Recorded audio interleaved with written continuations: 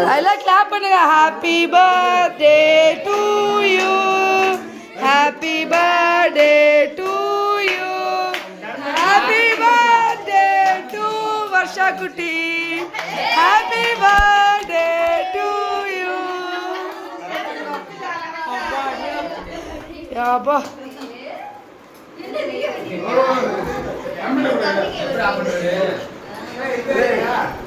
இங்க பாருங்க எல்லாம் குறுக்கு வராது. இங்க பாருங்க, இங்க பாருங்க எல்லாம், இங்க பாருங்க வர்ஷா.